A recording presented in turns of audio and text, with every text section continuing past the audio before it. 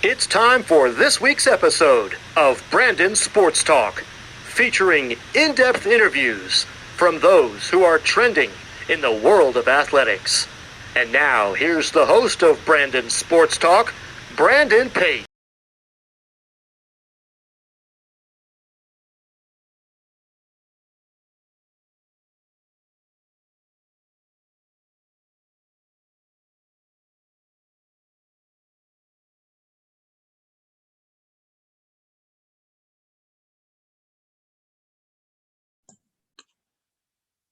Welcome back to Brandon Sports Talk. In today's episode, I have the privilege to interview the San Jose State's Director of Beach Volleyball Operation, Kami Dickerson. How are you doing today? I'm doing really well, Brandon. Thanks so much for having me. Can you talk about how you knew that you wanted to start being involved in college athletics? Yeah, I got started kind of coaching really young. When I was back in high school, I got an opportunity to coach at like a middle school and elementary school. And I just really enjoyed that coaching gave me a better perspective on the game as a player. But also, I feel like sport has a really cool opportunity to give character and life skills to people. And so I think that's what really drew me into coaching and just the love of the game, how to pass it on to other people. What was it like playing beach volleyball for Grand Canyon? It was a really cool experience. Beach volleyball was just kind of starting, and it's kind of like getting to be a bit of a pioneer in that aspect. And it's such a great sport. So it's been really good to be a part of it and see it grow. I think Grand Canyon over the years has done really good things about building community and just relationship between the girls on the team. And then also fostering a really competitive and elite environment for beach volleyball and supporting that to grow. And I think it's done a good job of running camps and just overall growing the game of beach volleyball in the state of Arizona. How was it like getting put on that purple Grand Canyon jersey? It is a really fun thing. I think that Grand Canyon, they do have that mentality of you play for something bigger than yourself. And that being that team, the program, your worldview. And I think that is something that's really important. I also think like Grand Canyon has one of the best student sections in the nation, and like supportive staff and faculty. And so being able to play at Grand Canyon, you have so much fun because people are always coming out to the games, having a good time. Your professors are like, oh, how did your game go? And so it's just a really cool experience to be able to play there. What was it like getting to play on the beach of Arizona? Hot, which worked out well for me. I really enjoy the heat. I prefer to be hot, but it can be hot and dusty. But I just think it teaches grit and mental toughness. And like really most of the year, it's super nice because of that. And so in that sense, I think I was a little bit spoiled, but it's really good weather overall for beach volleyball. How was it like getting involved in college coaching and being the volunteer assistant at your alma mater of Grand Canyon? Yeah, I think it was really awesome experience. I had just finished my first season coaching at a junior college in Oceanside at Miracosta College. And Kristen, who I'd played under, reached out to me and asked if I'd want to come in and get some experience as the volunteer. And she is really, really good at getting the best out of people. She's just very down to earth and considerate and passionate about what she does. And then at the time, Joe, who's now at Cal Poly, was there. And, he also has a really good way of looking at the game. So it was really fun to be able to come back to GCU and learn there. And, I think that's one of the biggest things about beach volleyball is along the way is the great community that I've built up, be it coaching at different clubs, coaching at Grand Canyon, and now being at San Jose State. What were some of the things that you learned during your time as the volunteer assistant for Grand Canyon? Um, I got to learn so much. Um, you learn a lot about putting in a little bit of padding for yourself in planning. If you're trying to get food out to a place that usually doesn't have some kind of address, that can be tricky. So you learn to be very precise with your words, and I think that also goes into coaching. The better cues you can give the athletes, the more likely they're going to be able to adopt that as a part of the way they play, and then recall that and really make it their own. So I think that's a part of it. And then I think also investing in the whole person, right? A student athlete is not just a student and athlete at the end of the day. They're a person who has a life outside of that. And, it's coaching who that person is in their entirety at their whole. And I think I really got to learn a lot about that at Grand Canyon. What was it like leaving your alma mater of Grand Canyon to go to San Jose State? I think it was a good opportunity. It's a little bit bittersweet because obviously I still know the girls there. I've built a lot of family there, and I'll always consider that, always be able to, go back home and bleed purple. But at the same time, I knew it was a good opportunity that I was ready to be able to expand and kind of take those next steps and take on more responsibility. And also, I'm from Southern California originally. Northern California, yeah, a little bit different, but I was really excited to get back and see some trees and some green and be close to the coast. So San Jose's got a lot of that, and it's been great to start to kind of build that up here. What is that like? Obviously, as you said, you were from the California area and you're coming back towards the California area. It's adapting to being being ready for a lot more traffic. But I mean, I think in a lot of ways, home is what you make it.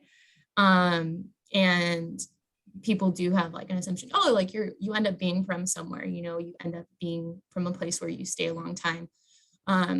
But I think over the course of the years and visiting different places, or you go and you play tournaments in those same places, you put a little bit of your heart everywhere you go. And so I think I'm really lucky to get to do that now coming to Northern California. What are some of your roles and responsibility as the director of beach volleyball operations? Definitely. I tell the girls this, and I would tell anyone who comes into a position like this, you wear a lot of hats. So it can be anything from planning what food we're going to eat when we travel to like the hotels that we stay at, helping deal with parking for people who come visit. It's kind of like being a parent for someone too, right? How do people adjust to college life, right? How do you make sure that you're settling into things? I like to think I'm a little bit of a jack of all trades, and if there's a job to be done, I'm there to do it. So helping plan practices, helping make sure that we, stay compliant, helping make sure we get our hours in and that everyone knows where they need to be and when they need to be there. Of course, what is that like, obviously planning out when you're going to have games and pre-plan the travel and stuff? Yeah, so anything I do, I kind of make what I call a skeleton, and that eventually will turn into our itinerary. So I go from how long does it take us to get somewhere? How are we going to get somewhere, right? When would we eat along the way? How much time does it take to play? And I kind of make a breakdown of everything, what that looks like. And then I kind of go back and fill the details in from there. I have a lot of Post-it notes and a big whiteboard. And so anything I can use to help keep myself organized from, like I have my little calendars and my planners, and it's just the more that you can get done in a way that's visual, then you're going to remember it and then it's going to get done. So I like to take that approach to it. Of course, during the pandemic, how hard was it, obviously, as the director of volleyball operations to plan out the travel and stuff when obviously things like that came up? Yeah, no, it definitely complicated things. There are certain difficulties between, trying to be able to make a reservation, right, for a larger group of people is very difficult. It's still something that's a little trying. So calling in advance, right? Having several options, knowing that you have to have a couple different plans in place because there's likelihood of having to be able to pivot and adapt really quickly. And so it's knowing when to have contingencies and what those look like. And it's also about forming good relationships with the people that we work with, so that they're able to get to that information to us as quickly as possible and know that they're stressed out too. And that way we can take a little bit more of a calm approach to things and be ready to adapt when we need to.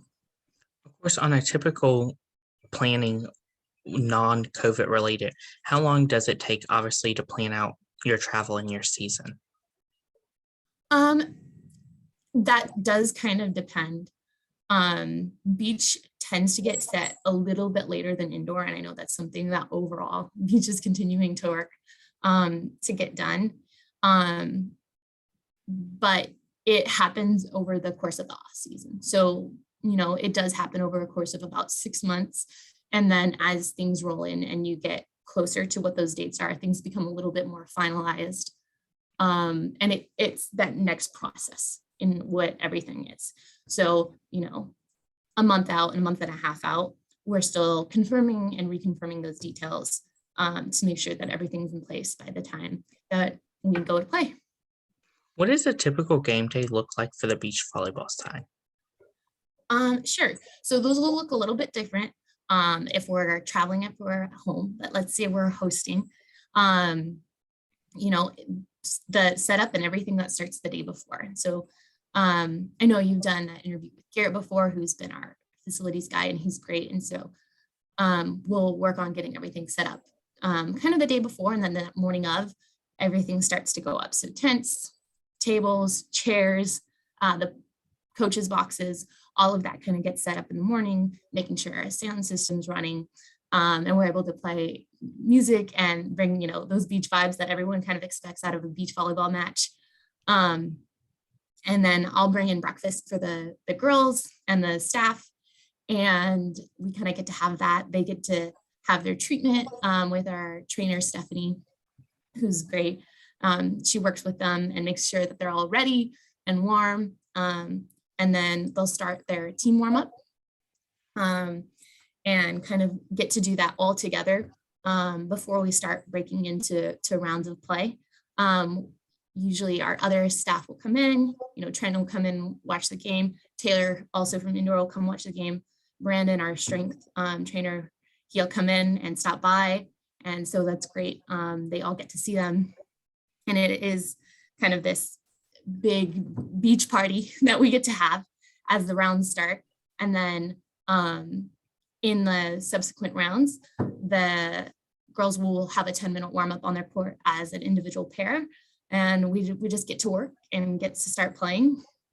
And at the end of the day, really halfway through the day, I'll bring in lunch.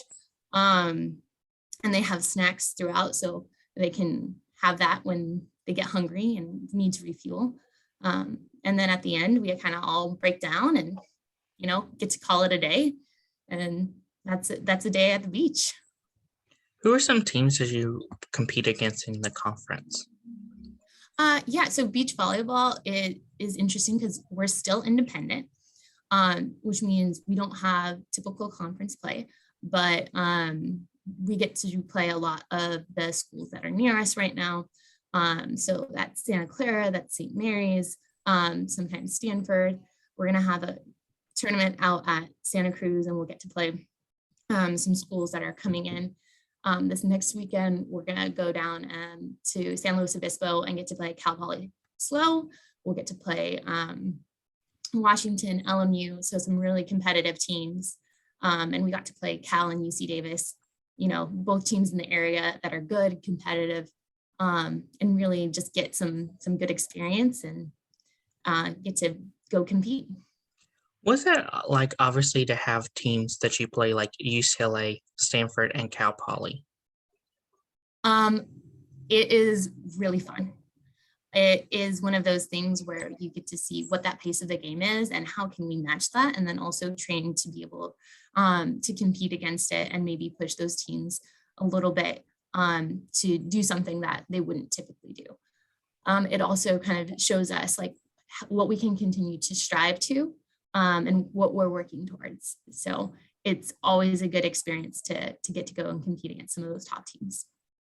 As a director of beach volleyball operations, what does the recruitment process look like on the official visit side when going to San Jose State?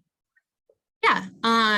So when we have a visit, typically for me, that means that I'm going to be making sure that we mark some stuff, in ARMS, which is a program that we use to kind of track that we're being compliant.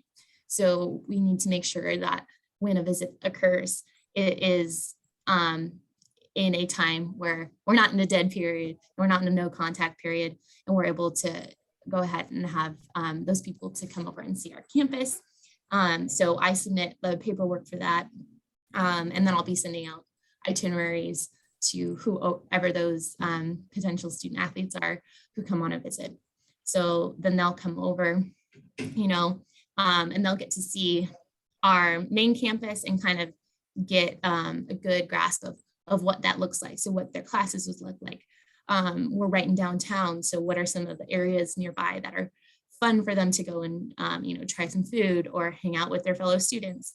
And they'll get to see our library, which is really state of the art. And it's a really cool place to see, but they can study there and that's a safe place for them. Then they'll go down to South Campus and they'll get to see our beach facility as well as our strength facility, and also where they can get treatment and all of that. They usually will come and watch a practice or a game. And yeah, we just kind of give them a glimpse into the life of what it looks like to be a San Jose State Sandy Spartan. What are some of your favorite memories and moments while being the director of beach volleyball operations for San Jose? I would say any of the time that we get to interact with the girls. We have a really goofy bunch, but they also come in and they train and they work really hard. So it, be it catching like a weird look of what they're doing across the way, or one of the times for pre-practice, we had assigned to them groups and they had a little bit of a dance competition. It's those moments, that yes, we're training and we're working hard every day, but those little bright moments that maybe they get to remember a little extra that are extra fun. What is something that you learned now that you didn't know before becoming the director of beach volleyball operations? There is a lot. One of the fun things that I've gotten to do, and I've gotten to do this since I help out with operations on the indoor side as well, is really work on data volley and the coding for there. And so getting good at the live coding. And that's a program that I'm continuing to explore and try and get better at, because it really helps us see, in live time, what we're doing and how it applies to the girls and what game changes we can make and apply to be more successful. How has it been to plan out when you're going to have games versus before you got in there? I'm sure you probably didn't realize how hard it was to plan out games. Well, that's why I'm really thankful. Something like that is a bit of a group effort. And the staff do a really good job of coordinating, with the other schools, a competitive schedule, right? And it is, you go through and we find what weekends we're able to compete as well as how many competition dates we're allowed to have. And then it's kind of like a, Sudoku puzzle. You fill in the blank and you kind of work backwards. And you say, oh yeah, I'm probably available for this. And what does that timing look like? And what's that look like with our budget? And then we're able to work backwards and kind of finalize everything from there. But it is a big task and you try and do it in a way which helps the team in the most way and like lets them be competitive, but also sets us up for a successful season in the long run. So the girls are ready at the level of play they need to be when we come to certain matchups. What advice would you give somebody looking to work inside college athletics, such as how you are? I would say be okay saying yes, regardless if it's something comfortable or you need help somewhere along the way. Like, look for those opportunities, because when you say yes to them, you learn a ton, but two, more opportunities will continue to open up, and just be passionate about what you're doing. If you don't love it and you're not buying into it, it's not something that's for you. Like, this is something that is a lot of work, but it's very, very rewarding. So say yes to opportunities and have a good time. What advice would you give somebody looking to work on the college beach volleyball side? I would say that, like, be a student of the game. It's got to be something where you are really, really passionate about it. And if you're playing a bunch or you're watching a bunch, listen to other people, go to camps, go to clinics, and listen. There are a lot of people who are out there and are trying to share their information and spread this game. So it's a great time to be involved in beach volleyball. That's great advice. Where can my listeners find you at on social media, along with the San Jose State beach volleyball program at? Awesome. Yeah. So for San Jose State, you can find them on TikTok. We have a San Jose State volleyball TikTok, which the girls are posting on, and they're having such a good time with that. You can also follow San Jose State volleyball and beach volleyball on Instagram. And then I'm just out there lurking. So maybe at some point you can go ahead and find me and I'll forward that to you. But right now, best to go and follow both of our teams on Instagram. And that's a great start for following San Jose State. Thank you again for your interview, and best of luck in your future with the beach volleyball director of operations for San Jose State. Great. Thank you so much, Brandon, for this opportunity. You have a good one. Thank you. You can find Brandon Sports Talk on Facebook at Brandon Sports Talk, Instagram at Brandon Sports Talk, Twitter at Talk_Brandon, and you can find me on YouTube at Brandon Sports Talk. Don't forget to like, comment, and subscribe. Thank you again, Kami Dickerson, for your interview, and best of luck in your future. You've been watching Brandon Sports Talk. Please feel free to like, share, and subscribe to Brandon Sports Talk on social media and on YouTube.